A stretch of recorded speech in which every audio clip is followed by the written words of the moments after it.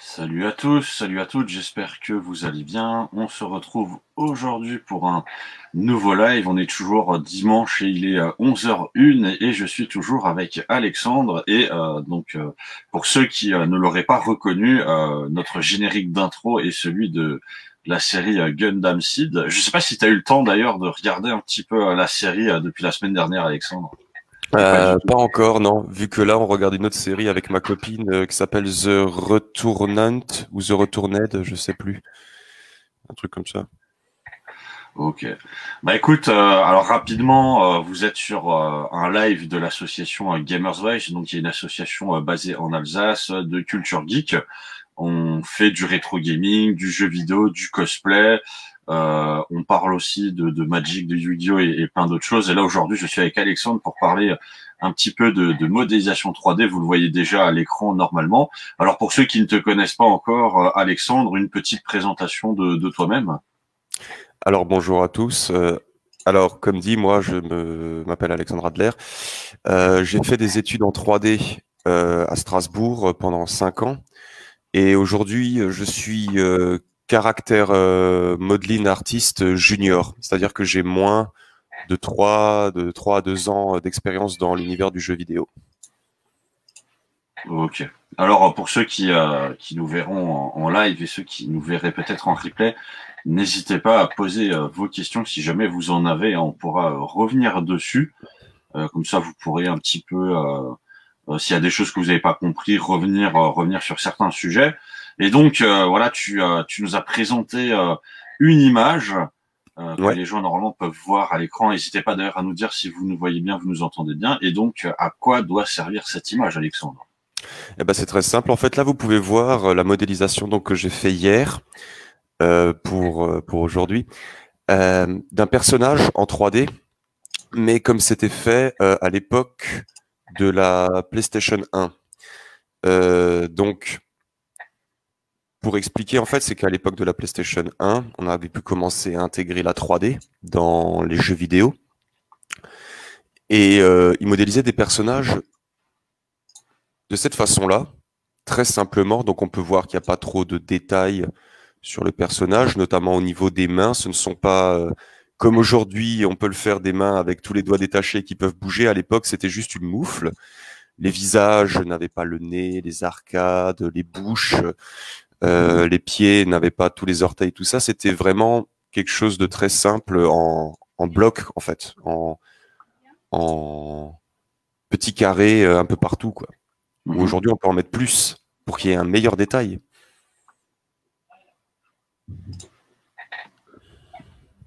Ok.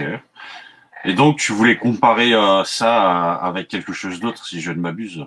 Exact. Alors en fait, c'est suite à une discussion que j'ai eue avec ma copine et tout, parce qu'aujourd'hui, j'ai remarqué que beaucoup de gens, des fois, arrivent à se plaindre du jeu vidéo quand il sort pas dans les temps, quand il y a des fois des petits problèmes, quoi. Ça arrive, quoi. Au jour d'aujourd'hui, vu que les jeux sont très conséquents.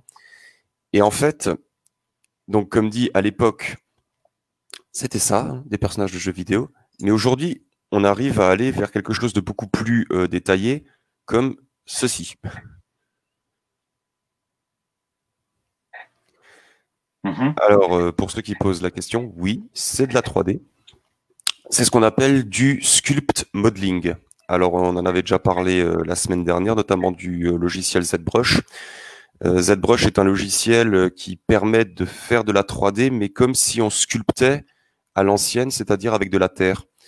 C'est un logiciel qui va permettre donc de créer des objets en 3D. On va pouvoir augmenter la définition. Donc, qu'est-ce que j'entends par définition? C'est, comme vous avez pu voir le personnage précédent, il y a des carrés.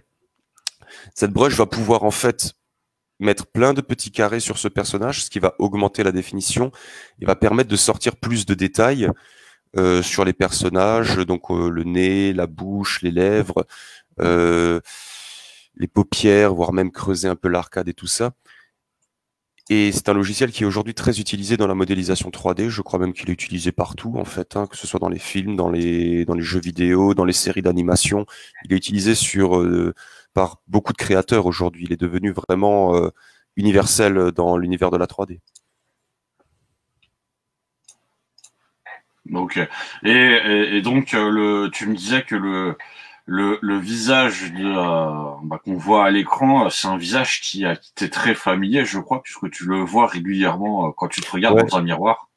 Quand je me réveille le matin, quand je me regarde dans un miroir, quand je me brosse les dents, tout ça, quoi. Oui, en fait, c'est un autoportrait, mais en mode stylisé. Euh, donc, qu'est-ce qu'on entend par stylisé dans l'univers du jeu vidéo? On a le réalisme, le stylisé et le cartoon. Donc, le réalisme, ça veut dire ce que ça veut dire. C'est, on va essayer de se rapprocher le plus au juste de la réalité d'un visage et dans la qualité de rendu d'un visage. On a pu le voir notamment dans les derniers films Jurassic World, hein, où tous les dinosaures sont faits en 3D, c'est que de la 3D. Dans les Terminator, où le jeune Arnold Schwarzenegger a été fait entièrement en 3D. Après, nous avons le stylisé. Donc le stylisé, ça commence à se rapprocher plus de Fortnite, Overwatch, des jeux où on essaye d'être à peu près au juste, mais on va personnaliser le personnage pour le caricaturer un peu. Hein. C'est comme ce qui est fait dans les Disney. Donc des yeux plus gros, des bouches plus petites. Ou dans le manga aussi. Hein. Le dernier film fait entièrement en animation 3D, c'était le Senseiya, si je me trompe pas, qu'ils avaient fait aussi tout en 3D. Donc c'est très stylisé, hein. Le nez plus petit, les yeux beaucoup plus gros. Et après, vous avez le cartoon. Donc là, c'est tout ce qui était à l'époque de Mickey Mouse, Donald Duck, ou même les séries de Cartoon Network, un laboratoire de Dexter, Johnny Bravo, Samurai Jack, ou l'excellente série Clone Wars qui avait été faite par Genndy Tartakovsky, si je me trompe pas. Ok. Et donc la question que les gens pourraient se poser en regardant un petit peu cette image, c'est on remarque qu'il y a un œil bleu et un œil rouge. Ouais. Alors là, c'est par rapport à mon petit projet personnel. En fait, je suis en train de jouer à Cyberpunk, qui est un jeu que j'adore en ce moment, hein, malgré les roquettes qu'il se prend constamment en ce moment dans la tête. J'ai envie de créer un personnage en m'inspirant de Cyberpunk. Donc, quand je fais les yeux, je colorise déjà l'iris et la pupille, parce que des fois, quand on sculpte, on creuse pas assez à ce niveau et ça donne l'impression que ton personnage il louche. Et donc, je fais donc je texture déjà les yeux pour être sûr que ça va marcher au niveau du regard. Et l'œil rouge, en fait, c'est juste quelque chose posé comme ça parce que je veux que son œil gauche soit méca en m'inspirant des yeux des ghouls dans Tokyo Ghoul et Tokyo Ghoul Re et du Rinnegan de Naruto en lui rajoutant un côté un peu militaire, mécanique aussi. Ok, alors pour ceux qui nous regardent, hein, n'hésitez pas si jamais vous avez des questions à poser justement sur la modélisation 3D, s'il y a des termes que vous ne comprenez pas. Alors juste l'objectif de ce que tu es en train de faire, est-ce que c'est de te modéliser entièrement en 3D, c'est-à-dire avec ton corps, ou tu te focuses principalement sur la tête?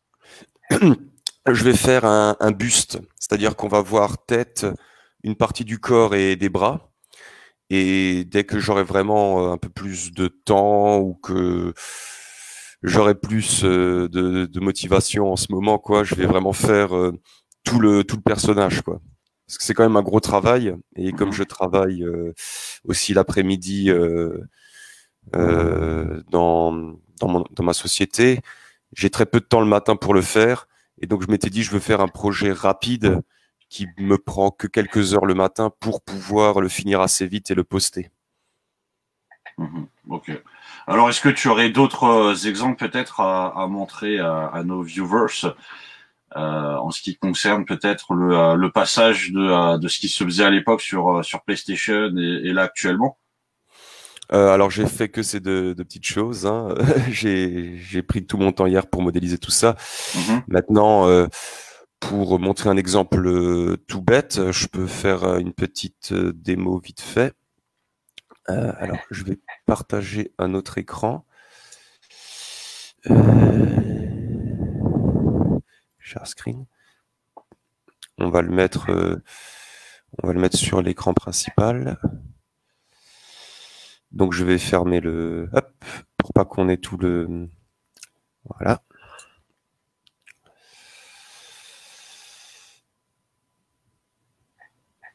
Pour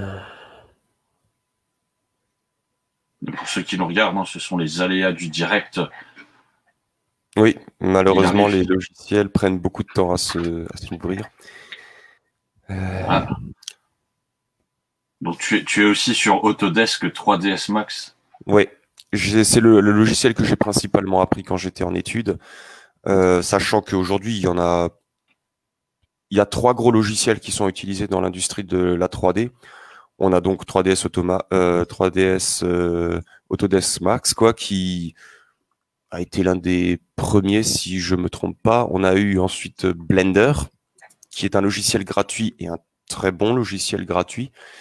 Et on a Maya, mais qui lui est souvent plus utilisé pour l'animation de personnages. Il a été vraiment pensé pour ça. Maintenant, Maya appartient à Autodesk.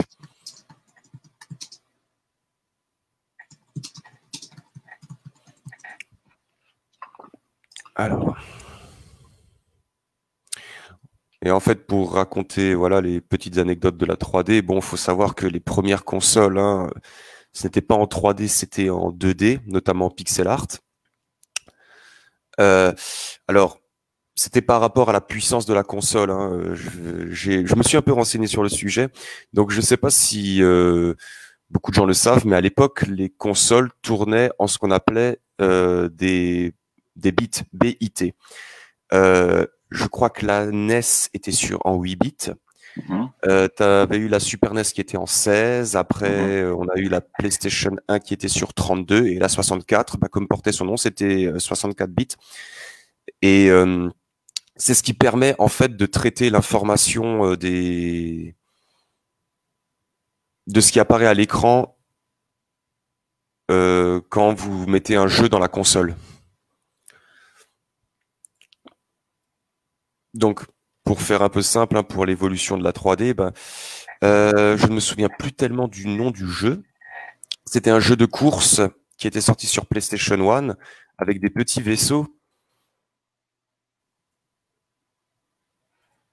Mais à l'époque... un jeu de course avec des petits vaisseaux. Oui, ils étaient... c'était un des premiers... Il était fourni avec la démo du jeu. Hein, c'était... C'est pas F0 ? C'est possible. Attends, non, F0, c'était pas une licence Nintendo, ça? Ou je dis n'importe quoi? Ah, ou peut-être Wipeout, peut-être? Je crois que c'était ça, ouais. Je crois que c'est celui-là. C'est un truc où ça allait vite? Oui, très très vite, oui. Pour l'époque, c'était super rapide. Sans doute Wipeout alors, puisque c'était un des jeux où tu pouvais avoir des trucs très rapides. Et d'ailleurs, sur PlayStation 2, je crois que tu avais le meilleur Wipeout qui est sorti quelques années plus tard, où tu avais un vrai effet de vitesse. Oui, c'était pour l'époque, c'était juste la révolution. Hein. On se disait juste, waouh, on peut jouer maintenant à des jeux en 3D, mais jusque où ça va aller? Et quand on voit aujourd'hui ce que les gens sont capables de faire pour les jeux vidéo, quoi, c'est juste, mais c'est juste fou, quoi.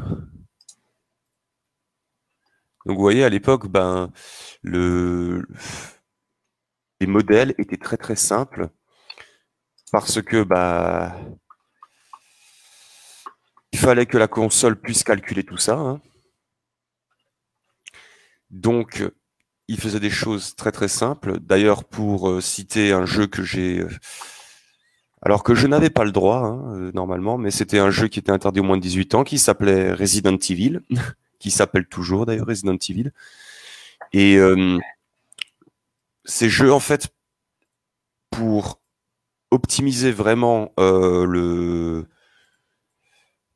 le jeu soit fluide, qu'il soit jouable. Tous les décors n'étaient pas modélisés en 3D, c'était juste des plans, donc quelque chose de plat, hein, avec des textures dessus, et n'étaient faits en 3D que les personnages qui apparaissaient, comme les personnages secondaires Mhm. ou les ennemis ou les boss, en fait. Donc voilà, hein, il modélisait des formes très très simples qui rentraient les unes dans les autres. C'était vraiment la façon la plus simple de modéliser et ça empêchait d'avoir trop de polygones à afficher. Parce qu'il faut comprendre que tout ce que vous voyez sur l'écran, la machine doit le calculer. Elle ne peut pas. Il faut qu'elle calcule tout ça pour pouvoir le faire bouger, le faire apparaître à l'écran. Ça ressemble effectivement à un vaisseau de Wipeout, ce que tu es en train de faire. C'est ça, bah c'était ça en fait, hein, et c'était vraiment des choses très simples afin de ne pas surcharger la console. Aujourd'hui, nos consoles peuvent faire apparaître plus, et même là, je veux dire, on commence à être, il y a eu pas un reportage, mais une intervention sur YouTube d'une personne qui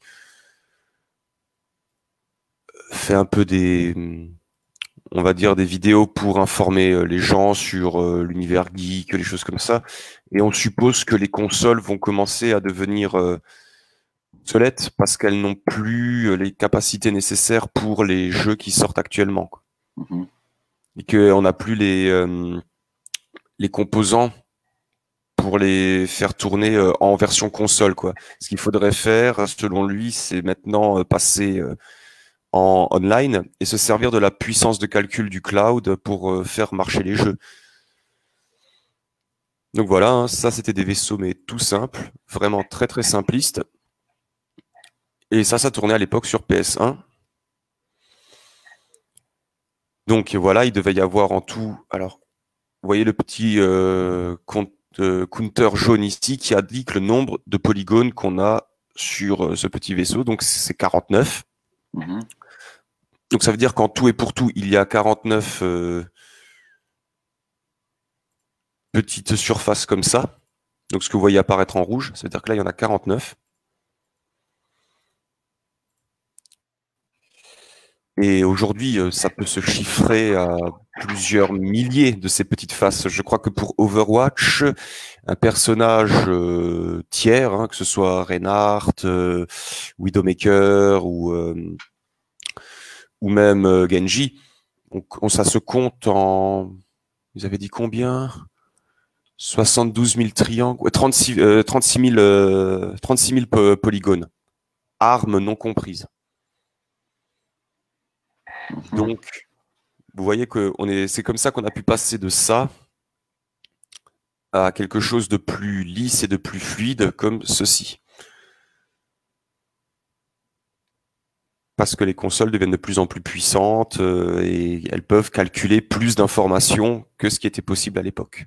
Mhm. Donc ce que tu viens de faire, c'était quelque chose de spécifique à du 32 bits, c'est ça? Ouais. Après, comme dit, en 32 bits, on pouvait avoir des personnages aussi qui commençaient à arriver comme ça. Dans Resident Evil, le troisième, si je ne me... Ouais, c'est le troisième. On commençait déjà à avoir les formes qui devenaient soudées. Mhm. Parce que les premiers jeux en 3D, la tête était un bloc à part, le cou était un bloc à part, le tronc était un bloc à part, les hanches aussi, les pieds aussi. On le voit notamment dans les premiers Tomb Raider.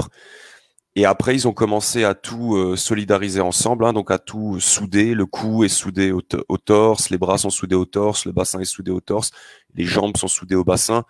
Et on rajoutait, vous voyez là, des petites lignes pour permettre les pliures des personnages et que ça paraissait à peu près fluide.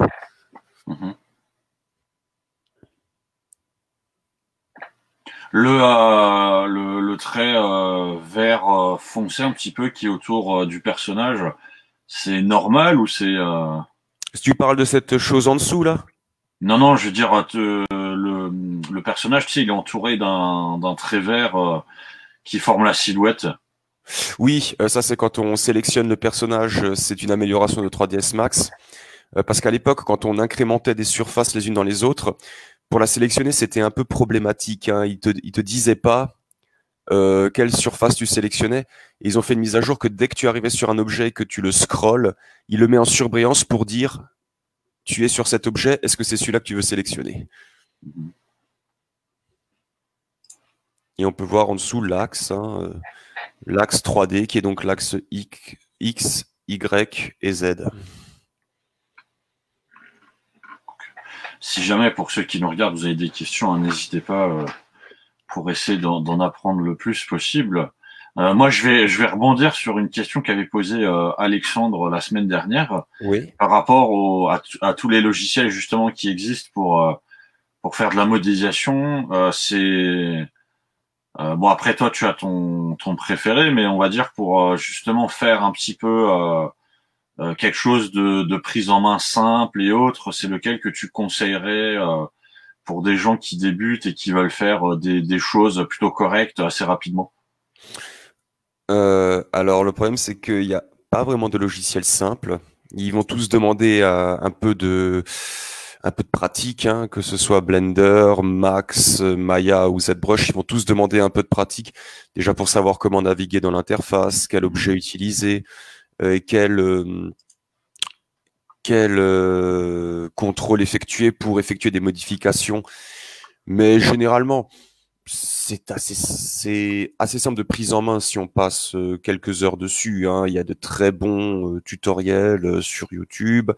Il y a beaucoup de gens comme moi qui permettent de prendre ces logiciels très facilement en main et d'expliquer comment faire simplement des choses très rapidement. De toute façon, il faudra commencer par des choses simples, déjà savoir comment poser un cube dans la scène. Après, voir comment on peut le retravailler, le modifier avec les différents outils. Et après, de plus en plus, creuser et approfondir la recherche en fonction de ce qu'on veut faire. Moi, c'est comme ça que j'ai appris au départ. On m'aurait dit, quand j'ai commencé, modélise-moi un personnage comme ça, j'aurais même pas su par où commencer. Et après, à force de regarder, de chercher, de me dire comment je pourrais faire. C'est comme ça qu'on apprend les logiciels. C'est vraiment des gros travail sur soi que d'apprendre la 3D.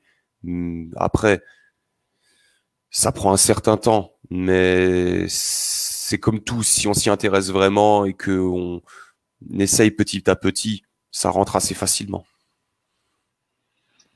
Ok, bon bah un peu de travail sur soi-même et autres, et vous arriverez sans doute à faire ce genre de choses. Ça t'a pris combien de temps exactement en fait justement toi pour maîtriser correctement les logiciels et réussir, on va dire, à atteindre à peu près ce genre de résultats?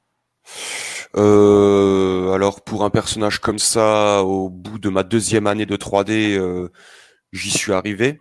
Alors, ça ne m'a pas pris un an en tout et pour tout, hein, parce que j'avais beaucoup de cours à côté. J'avais du dessin, de la modélisation, des cours d'effets spéciaux, de cadrage et tout ça.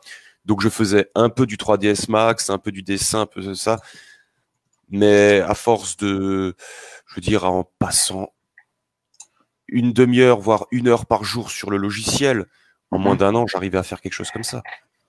Il y a un artiste qui avait dit ça, il a dit, ça sert à rien de passer 8 heures dessus pendant un jour et après de le laisser de côté parce qu'on va un peu perdre. Vaut mieux passer tous les jours 30 minutes, 1 heure sur quelque chose tous les jours et ça rentrera aussi. Alors, si jamais pour ceux qui nous regardent, hein, si vous avez des questions justement sur les études ou autres, n'hésitez pas. J'en profite, hein, puisque c'est vrai que tu nous as un petit peu parlé de toi aussi. Est-ce que tu peux nous dire aussi ben, un peu ce que tu fais justement dans ton métier? C'est quoi les tâches que tu effectues quotidiennement? Alors, les tâches que je vais effectuer le plus souvent, Ça va être que la direction artistique et les caractères, les concept artistes, donc ceux qui dessinent les personnages, vont m'envoyer donc des dessins, donc qu'on va appeler des modèles sheets. On va voir donc le personnage de face, de profil, de trois quarts et de dos.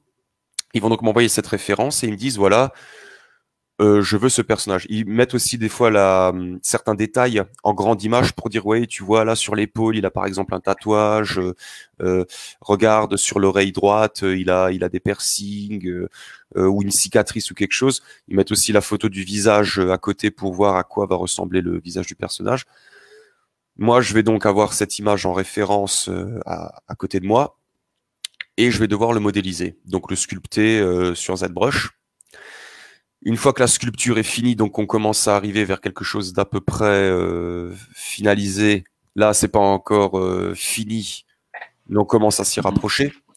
Une fois que ça c'est fini, il va falloir que je refasse tout le maillage du personnage, donc c'est-à-dire ce que vous avez vu par rapport aux images précédentes, c'est-à-dire incorporer des petits carrés sur le visage pour un peu l'alléger, pour qu'on n'ait pas trop d'informations à calculer pour la machine. Et donc on va effectuer donc ce qu'on appelle une rotopologie de l'objet, c'est-à-dire rajouter des carrés à des endroits clés, par exemple autour des yeux, autour de la bouche, autour des oreilles, et fermer tout ça.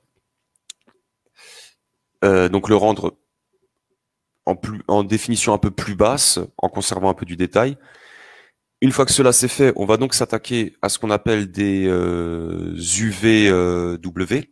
Donc pour résumer ce que c'est un UVW, quand vous étiez petit, je pense que vous avez tous fait des dés en papier. Un UVW, en fait, c'est quand vous prenez un objet en 3D et vous le mettez à plat sur une surface. Donc quand vous prenez un dé, quand vous le dépliez, vous avez donc cette espèce de croix à plat. Vous allez pouvoir dessiner. C'est pareil dans la 3D, c'est qu'on va essayer de mettre les choses à plat. Donc on va découper notre personnage en plusieurs morceaux pour tout mettre à plat comme une peau de bête en fait. Tu veux dire faire le patron du personnage en fait? C'est ça, exactement. C'est ça, c'est faire un patron, exactement. Et une fois qu'on va mettre ça à plat, on va l'importer dans un logiciel de dessin ou des logiciels aujourd'hui de texture, comme comment il s'appelle, Substance Painter ou 3D Coat. Et on va commencer à peindre nos objets pour rajouter de la couleur. Et on va aussi faire ce qu'on appelle des backings. Alors le backing, c'est quelque chose d'assez surprenant dans l'univers de la 3D. C'est qu'on va superposer notre objet avec peu de définition sur notre objet avec beaucoup de définition. Et on va lui demander de calculer donc des maps de texture avec des informations qui vont, comme je l'avais dit la semaine dernière, simuler le volume, les reflets, le métal, le tissu et tout. Et une fois qu'on a fait tout ça, qu'on a fait les textures, qu'on a fait les différentes maps de simulation de volume ou d'effets de tissu ou de métal, on va tout incorporer sur le personnage qui va lui donner un rendu comme on peut le voir dans beaucoup de jeux actuels. Et une fois que ça c'est fait, on l'envoie au chef de rig qui va commencer à placer tous les contrôles du personnage pour pouvoir l'animer par la suite.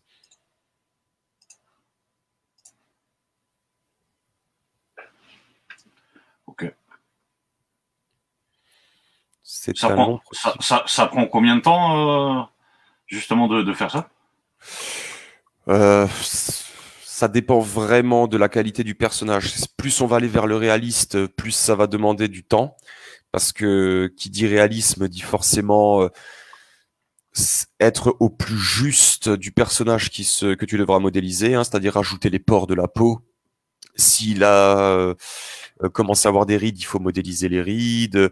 Quand on va modéliser l'œil, ça va pas juste être une petite texture sur l'œil, ça va être vraiment dessiner tout ce que compose un œil, hein, c'est-à-dire creuser un peu l'iris, essayer de modéliser tout ce qui compose un œil, tout ça, les cheveux qui devront être faits comme si c'était des cheveux normaux, hein, donc poil par poil. Là, ça peut demander un travail très conséquent, hein. Je crois que pour Game of Thrones, rien que faire le dragon en taille adulte, donc Drogon, hein, il aura fallu 6 mois de travail, quelque chose comme ça. Et plus le personnage va être simple, moins il demandera un temps de travail. Là, comme dit, pour ce visage-là, avec le corps, le cou, et commencer à incorporer un peu de détails, j'ai même pas 2 heures de travail dessus.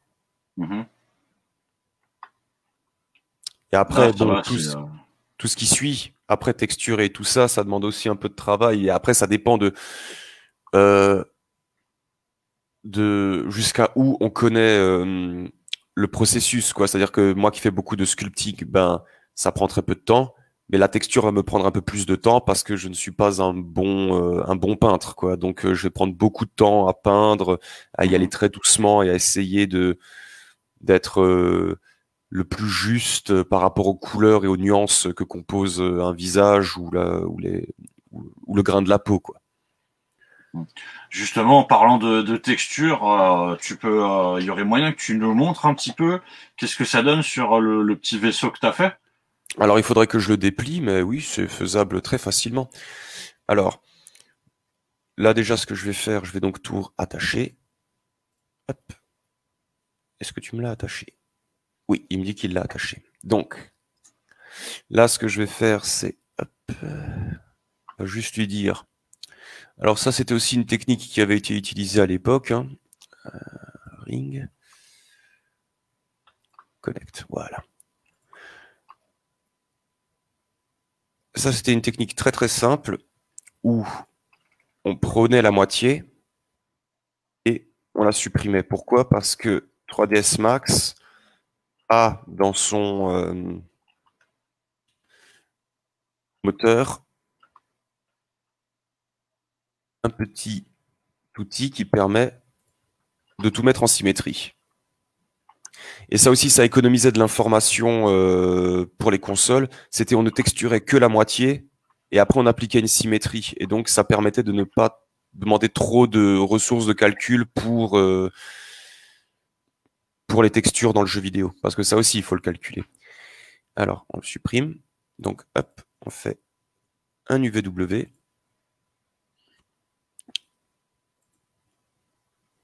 On ouvre le petit. Et là, on va sélectionner.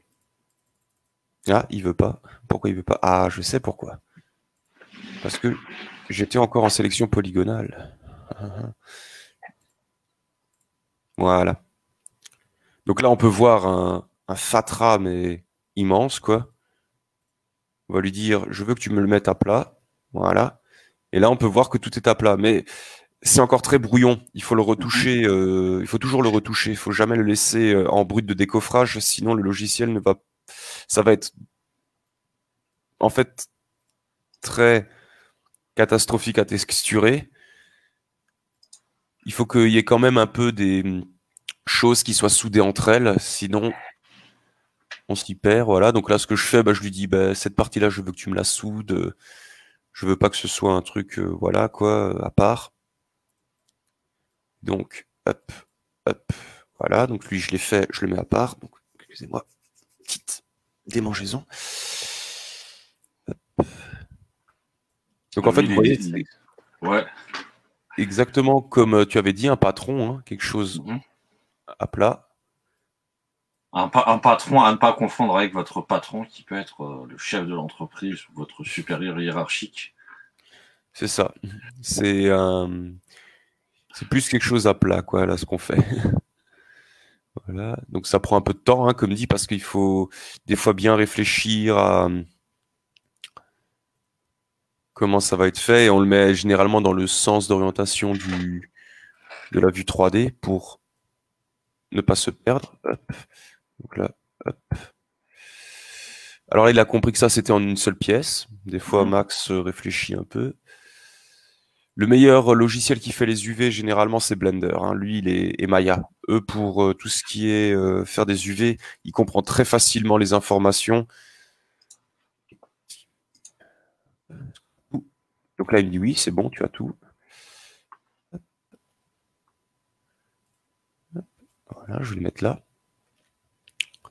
Et il ne nous reste plus que le petit cube à faire.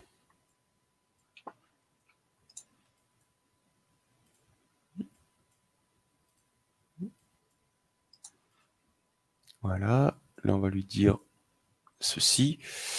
Là il reste les formes intérieures de cette chose. Alors là ce que je vais faire, prendre, le tourner, le rétrécir et l'incorporer là-dedans. Parce que normalement ça va à l'intérieur de ça. Et c'est aussi pour économiser de la place sur les UV. Il faut toujours qu'ils soient très bien rangés. Sinon c'est aussi problématique pour se repérer. Donc, hop. Et hop, raté. Là, j'ai fait une erreur. Voilà. Ça, c'est quoi? Ça va où?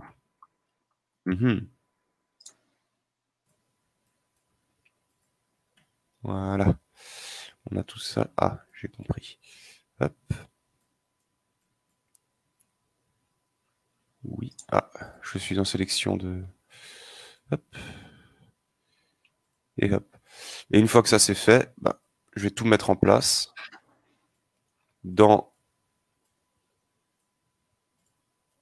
mon petit UV. Donc bien le ranger, hein, on peut coller les objets les uns sur les autres, hein, il n'y a pas trop de problème. Alors juste, je vais vérifier quelque chose. Je veux... Voilà. Donc là, il va m'afficher ça. Là, c'est pour voir que tous ces petits carrés que vous voyez, bah, ils soient à la même taille, en fait. Pour qu'il n'y ait pas... Parce que si, par exemple, ici, c'est trop grand et ici, c'est trop petit, ça veut dire que... En fait, vous allez voir, hop. Si là, je le rétrécis, vous voyez que les carrés vont s'agrandir. Ça veut dire que j'ai moins de détails sur la texture. Mais plus ils seront petits, plus il y aura du détail. Et il faut faire très attention que tous ces carrés soient à peu près à la même taille pour qu'il y ait la même définition de texture sur votre objet un peu partout. À part si c'est un objet très petit comme une vis ou quelque chose, là on peut le rendre un peu plus petit et tout ça parce qu'on ne va jamais voir le détail, on va jamais zoomer sur une vis à moins que ce soit voulu dans un film, par exemple comme dans... Si on devait refaire un remake de Titanic, voir les rivets qui sautent du paquebot quand il heurte l'iceberg, là on devrait mettre une très grosse définition de texture pour voir vraiment tout le petit grain. Donc voilà, on a fait ces UV.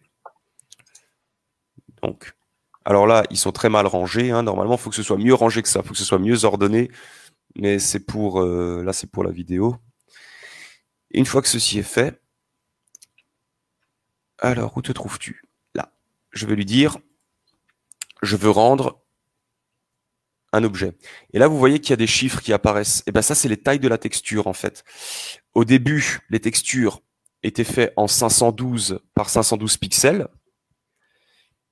Je crois que quand on a commencé à arriver vers la génération PlayStation 1, on commençait à arriver vers le 1024 par 1024. Et au fil des années, on est passé à une taille maximale qui est le 4096 par 4096. Ça va toujours de par 2. 512, 512 plus 512, 1024, 1024 plus 1024, 2048, 2048 et 2048, 4096. Et aujourd'hui, on est arrivé à la taille expérimentale de la texture en 8140, je ne sais, 148, je crois, quelque chose comme ça. Je suis plus tout à fait sûr. Mais c'est encore expérimental, parce que la plupart des machines ne tiennent pas une telle taille de texture. Donc je vais lui dire, je veux que tu me rendes ça. Voilà. Donc là, il m'a rendu quelque chose. Je vais le sauvegarder. Bureau. Donc je vais appeler ça UVW. Ça aussi, c'est important dans la 3D, toujours bien renommé. C'est ces objets ou ces slots de texture pour pas se perdre, hein, parce que imaginez vous avez 20 textures, chaque texture s'appelle blabla, blabla 1, blabla 2, blabla 3. Vous seriez perdu en mode elle est où ma map de normal? Ah, c'est pas blabla 2, non, c'est blabla 3. Donc il faut toujours bien renommer ces objets. UV. Vaisseau. Je vais mettre PS1 derrière pour. Donc là, je vais choisir mon format de fichier. Petit PNG. Hop. Donc là, il me sauvegarde l'image. Et maintenant, ce que je vais pouvoir faire, donc ça, je peux le fermer. Ça, je n'en ai plus besoin. Et il va le sauvegarder. Maintenant, je vais lui dire, je veux que tu m'appliques un matériel. Donc j'appuie sur M le temps que ça s'ouvre. Voilà. Je vais dire, je veux un matériel. On a plusieurs choix de matériaux. V-Ray, c'est la qualité de rendu V-Ray. La Scanline, c'est la par défaut de 3ds Max. Et la générale, ça c'est plutôt ce qu'on peut ajouter en plus des matériaux. Donc là, je vais dire, je veux une texture standard. Et là, quand je vais l'appliquer, vous allez voir qu'il va changer la couleur. Pac. C'est passé en gris. Pourquoi? Parce qu'il n'y a rien. Il n'y a aucune texture, il n'y a pas de couleur diffuse. Donc, la diffuse color, c'est les couleurs de base. Je parlais avant de la normale, il y a aussi la bump. Donc, c'est de la simulation de volume. Glossiness pour ajouter un peu de brillance si on veut. De la self-illumination, c'est quand vous voulez créer un peu comme dans Star Wars, les loupiotes des croiseurs et qu'on les voit au loin, ça simule de la lumière. Mais moi, tout ce que je veux, c'est de la diffuse. Je vais lui dire, je veux une map simple, s'il te plaît. Et là, il va me dire, très bien, quelle map veux-tu mettre? Je vais lui dire, j'ai créé une image ici. Je veux que tu me l'appliques. Alors là, il comprend que l'image est là, mais je ne lui ai pas dit, je veux que tu me la montres. Et alors, je vais cliquer là, hop, et hop. Et là, on peut voir que ce que j'ai fait, pour l'instant, vu qu'il n'y a rien, c'est quelque chose de noir, quoi. Mais on peut voir tous les traits de découpe qui ont été faits sur l'UV. Mais vu qu'il n'y a pas de texture, c'est noir, ça marche pas. Et donc, c'est là qu'on va ouvrir des logiciels de peinture digitale. Hein. Il y en a des payants comme des gratuits. Donc là, forcément, nous, on utilise Photoshop. En nom de logiciel gratuit, je sais que j'ai un ami qui en utilise un, mais je n'ai plus le nom du logiciel en tête. Mais qui est très bien aussi, qui fait vraiment le travail, un bon travail, quoi, pour un logiciel gratuit. Je ne peux pas t'aider sur les logiciels gratuits, malheureusement. Après, c'est surtout que j'en ai jamais vraiment utilisé. Hein. J'ai toujours utilisé les licences. Vu qu'on m'a formé à ça à l'époque. Alors bien sûr, Photoshop lui aussi prend du temps à s'ouvrir.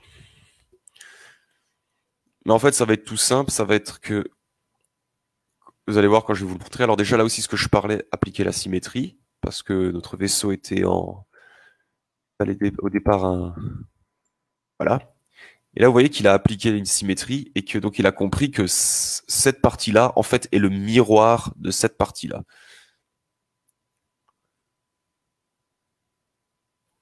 Alors, es-tu ouvert? Non, toujours pas. Que tu es lent. Alors, on va voir un peu ce qu'on peut faire.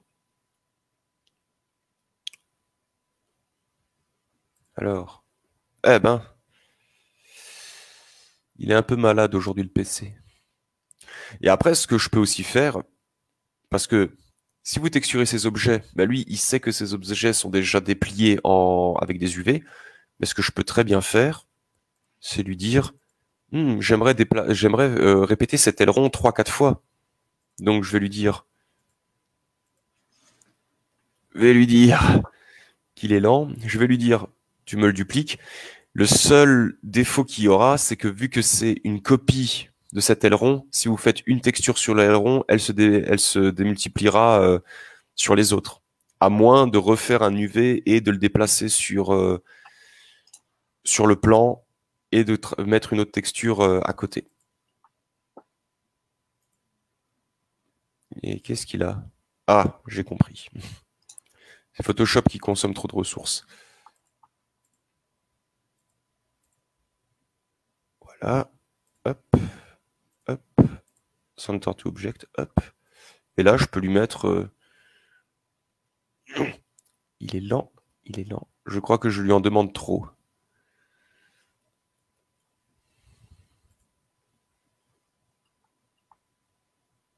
Ah.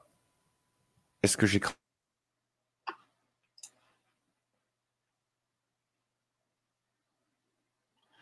Alors, je ne sais pas si tu m'entends encore, Alexandre. J'ai l'impression que tu ne bouges plus.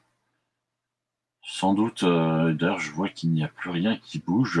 Voilà, comme je l'ai dit, hein, les aléas du direct. Alors, peut-être que c'est moi qui ne bouge pas. Donc, j'espère en tout cas que si vous nous regardez, n'hésitez pas à nous dire si tout comme moi, c'est Alexandre qui ne bouge pas ou c'est peut-être moi. Ah, je crois que Alexandre a eu un petit problème. Je vais regarder avec lui s'il peut relancer. Et oui, alors je crois effectivement qu'il a eu un petit crachage. Donc comme je l'ai dit, ça arrive puisque nous sommes en direct.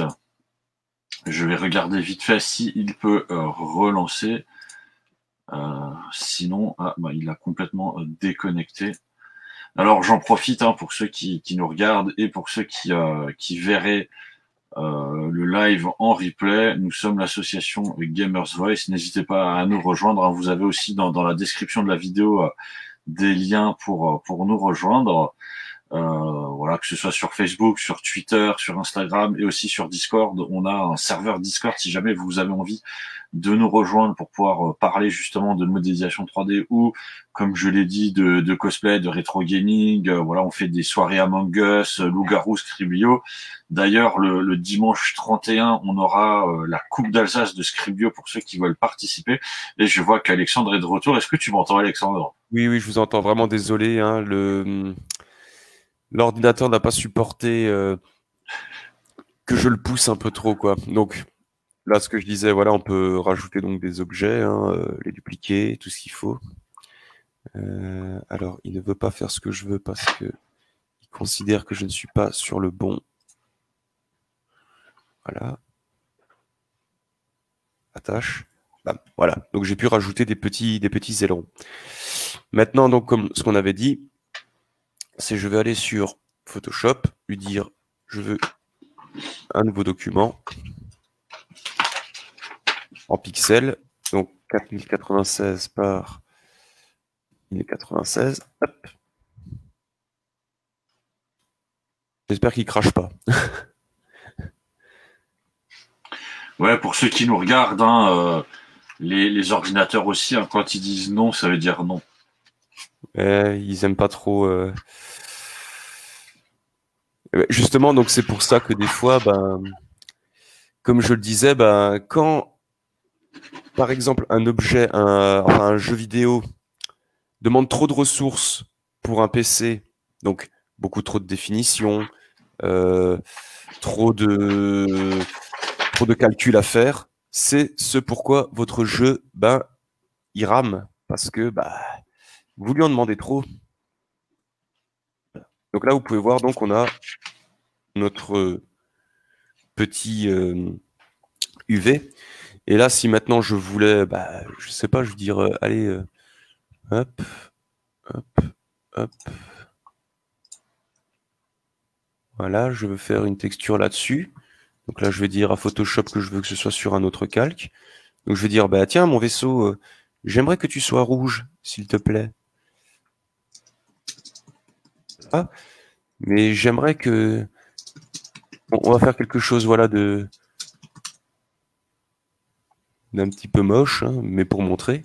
Mais je veux que ton aileron soit vert.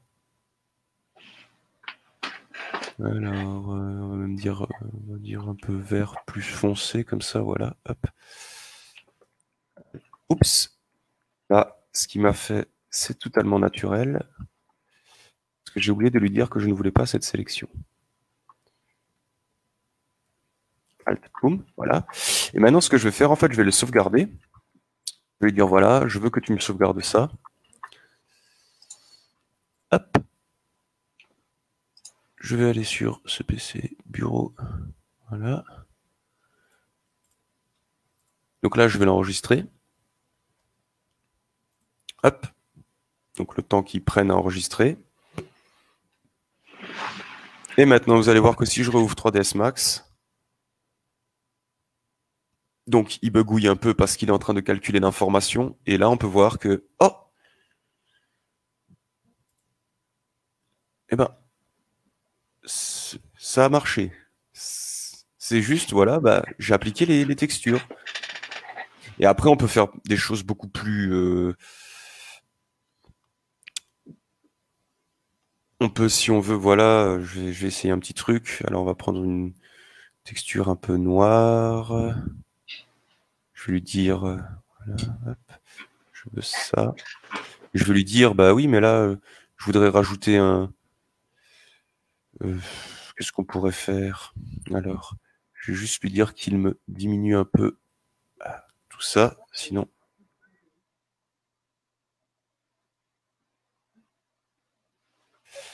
D'accord, il est un peu... Voilà. Alors, si je voulais lui dessiner un petit quelque chose...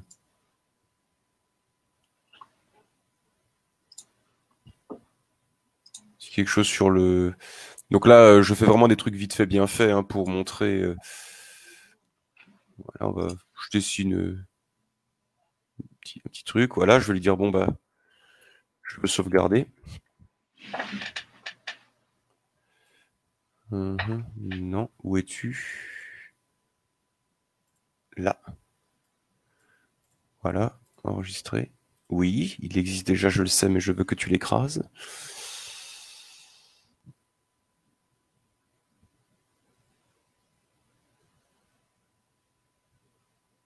Alors,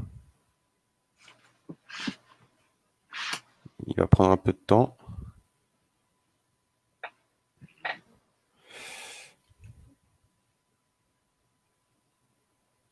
D'accord, donc il lui faut un peu de temps. Ok. Voilà. Donc il a dû comprendre ce que je voulais lui demander. Mais il prend le temps. Mais c'est tout à fait normal de prendre son temps, même pour une machine. Oui, bon là c'est surtout que je suis sur le... Je ne suis pas sur ma machine à moi, je suis sur celle de ma copine. Et elle a déjà quelques années. Et donc là, si j'ouvre, est-ce que ça va apparaître? Donc il calcule. Oui, mais ce n'est pas ce que je voulais voir.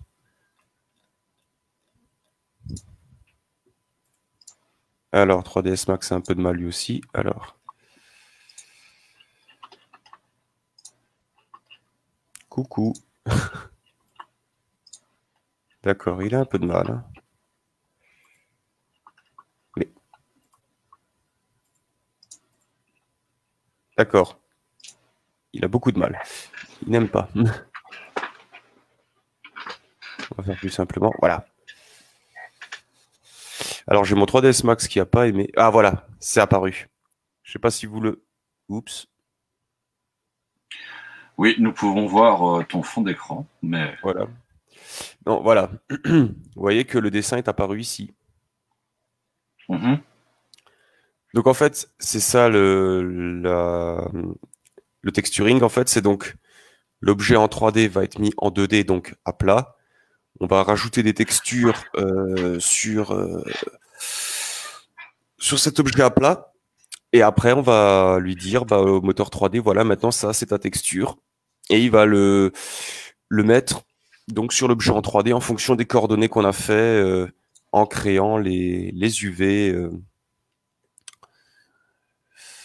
Voilà. Donc voilà, quand on crée ceci. D'ailleurs, je vais montrer un petit truc tout bête. Certains... Hop, voilà. Et là, vous pouvez voir que je lui ai montré, là, on peut voir les textures. Et donc là, il comprend. Et donc des fois, si vous savez pas où texturer, vous pouvez dire, mais j'aimerais bien texturer ici ou ici. Et là, il vous montre les différentes parties de votre objet, quoi. Alors, aujourd'hui, il existe des logiciels où on peut peindre directement sur l'objet en 3D, notamment Substance Painter ou 3D Coat. C'est-à-dire que bon, il faut quand même faire des UV parce que sinon, ça va être déformé.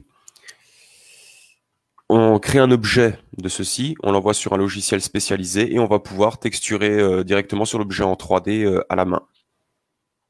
Comme si on peignait une sculpture enfin, comme si on peignait une petite figurine, en fait.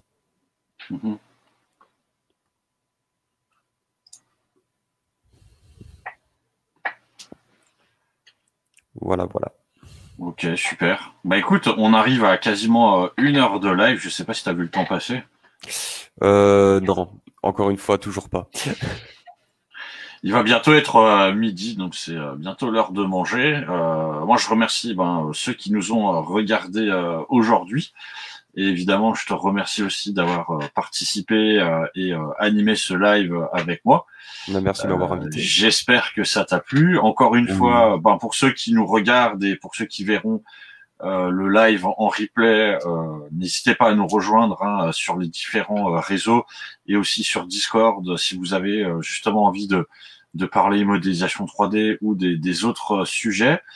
Voilà, je sais pas si tu as un petit mot de la fin pour les spectateurs. Là, sur ce coup-là, pas vraiment, non. La dernière fois, c'était sur Cyberpunk et le travail que demandait une modélisation 3D. Aujourd'hui, je dirais que si vous voulez faire de la 3D, c'est possible. C'est totalement possible parce que quand moi j'ai commencé, c'était quelque chose de pas très répandu. C'était très dur de trouver des tutos et de m'informer de comment faire certaines choses. Et aujourd'hui, je vois plein de personnes qui débutent, qui font des chaînes, des lives, qui sculptent, qui modélisent et qui arrivent à de très bons résultats. Et comme dit, rien n'est impossible. Si vous prenez le temps de vouloir le faire, il n'y a rien qui est impossible, vous y arriverez forcément, comme n'importe lequel d'entre nous, quoi. C'est juste une question de prise en main, mais tout le monde peut le faire. Voilà, c'est une très belle fin. Tout le monde peut le faire. J'espère que vous retiendrez tout ça pour ceux qui nous regardent. Moi, je vous donne rendez-vous peut-être pour la semaine prochaine pour un autre live. Et d'ici là, bon dimanche et bon repas de midi. Et, oui, bon appétit à tout le monde. Et je te dis aussi à la prochaine. De toute façon, nous on se retrouve sur Discord aussi pour pouvoir discuter. Et je vous dis au revoir à tout le monde. Ciao.